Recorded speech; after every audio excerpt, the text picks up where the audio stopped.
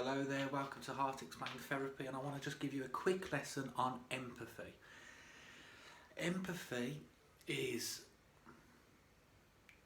one of the most important aspects of humanity, of human experience. Empathy for me leads to or connects to compassion. Compassion connects to love. Love connects to experiencing life better for you and better for other people. Now, unfortunately, if you are not around people who are able to express their feelings growing up, your parents, your brothers and sisters, if you're not in an environment where you can express feelings, if you're in an abusive upbringing, you're not going to learn what empathy is. So it means that what you're going to do is you're going to cut a massive part of your interactions out with other people. Now, what this means as you grow up is, it's not so much that you can't do the first bit, as in talk to people, although it may give you some social anxiety problems, and not that it won't sort of make you not have a relationship. However, you'll probably get into more likely toxic relationships very early on, just because you're unconscious and naive. It's natural, really. If you look at your intelligence, which is just blatant unconscious bad upbringing, then you're not going to really get into the best relationships with people anyway. But if you lack this empathy, what will happen is, when you do get into these relationships with people and they reward you with compassion, love, and they probably accept you for the dark side that you don't accept in yourself, this is where the real problems are actually going to occur. It's almost like a fear of happiness. I think this is called cherophobia, I found out recently. Now, I don't think it's really the fear of happiness. It just seems that you act strange with love. So it's really the fear of a love that you've never experienced. Now, love is, at its truth, its absolute truth, is unconditional, and is something that you probably can only technically give yourself. If you don't technically give it yourself, you cannot receive it from anybody. So this is the one singular truth about love. Now, of course, if you have no understanding of empathy, compassion, how to exist with the interaction of people, you're not going to produce this. You're not going to produce this experience for yourself. Now, the way that I see psychology is that it's very difficult to do something selfless, but the most selfless act you can do is to learn how to love yourself. That ends up being the most selfless act, because you're just better for other people. You're not dark, you're not egoic, you're not narcissist, you're not out for manipulation. And sometimes people can look very loving to the outside world. They can be a sort of person that just goes out of their way to help. And sometimes I see that there's another part of them that they're not really like this at all. It's more of a disguise. And it's a disguise because they haven't found this one connection with themselves. I suppose it's accepting the dark shadow themselves. I suppose it's accepting the unconscious behaviour of the past. I suppose it's a lot of things. But is there a way that we can get this empathy back if we never learnt it? Because I would believe that 95% of you out there don't even know what I'm talking about right now. Never mind the word empathy.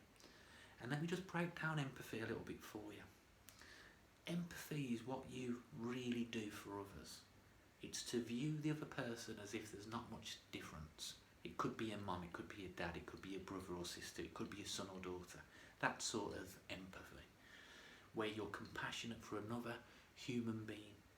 And at the moment, this goes out to the first layer of family, then probably the second layer of friends, maybe the third layer of work colleagues. If you do anything past that, I'll be very surprised. If you're just very kind and loving by nature, you may be doing charity work and humanity work and fair play, you're a hero. But not many people are really doing that. You're all selfish, and you can't help but be selfish. You've got no empathy, you've got no compassion, you have never experienced true love, and when you do, you're either got this disguise on and you're being fake, and that unconsciously will always come out, or you're actually fearful of it. It's actually something that triggers all of your problems, and you probably won't even know it. Now, can we get this back at any age? Well, neurologically, because it's a part of the mind that can learn this, the answer is yes, we can. There's definitely science to show that your brain is still creative and adaptive to any experience. And there's a process of learning, and the curative methods that I try and make videos about will help this. And it goes beyond mindfulness. I think mindfulness now is, unfortunately, has got lost to society, and it's just a fad. And even mental health isn't really understood enough to get the point. But there's some simple things that you can do for empathy, for me. Now, I'm not saying that I mastered empathy at a young age, but I've always been a kind person. I've always tried to basically put my focus on others before myself. And this is very difficult to do, and I see that the world struggles with this. And I'm not blowing my own trumpet here, because I find it sometimes very difficult not to want desires and attachments for me. But unfortunately, that brings me the most pain. When you really want something and you don't get it. It's when you feel at your lowest, and it's not even real. But the empathy, the tricks and the tools for empathy is really just born out of the imagination. It's nothing to do with love. It's nothing to do with love at all. Love comes from the curative imagination, the creativity.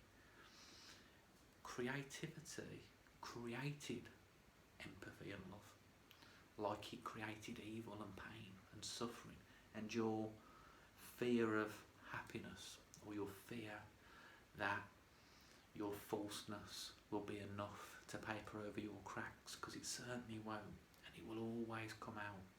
Your relationships will always express to you how you feel inside. You can't paper over those cracks. There's a great expression that I like to use. You can keep lying to everybody else as much as you like, nothing will ever happen. But when you lie to yourself, that's when you will never get what you want. And if you do get your want, it's selfishly, it's manipulation, it's very dark, and it will have victims somewhere along the line. And unfortunately, you probably will be that high in this fragile state,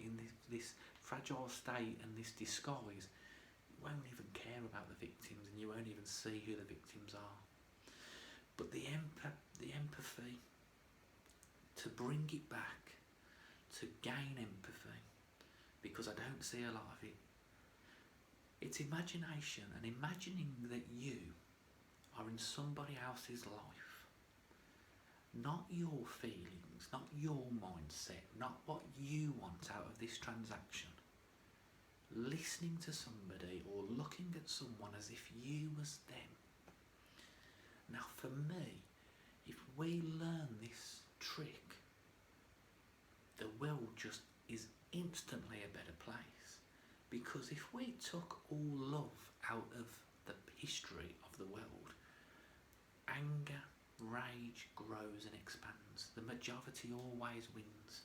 It always just spreads like a terrible disease. And love is similar. We want to express and expand love. Now, we've tried it through the forms of God, we've tried it through the forms of spirituality, we've tried it through scientific measures, and nothing seems to be expressing it. And I think it's a lack of understanding that imagination creates those concepts, and the imagination can carry out those concepts that make you selfless. With this selflessness, you feel better. And because you feel better, it's not that you can't morally do something right or wrong. It's not that you morally can't harm somebody else and get what you want. It's your intelligence wouldn't allow you to, because you know that you're harming yourself.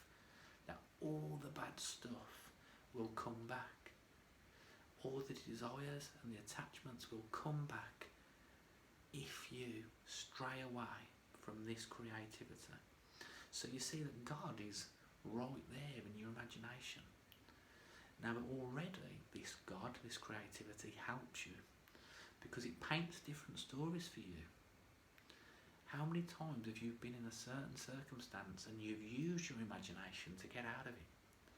Now, not only is this imagination the problem solver and the planner, not only does it tell you exactly what to do, and if it can't cope with what it's trying to tell you, it will come up through a physical health condition, with you passing out at the wedding.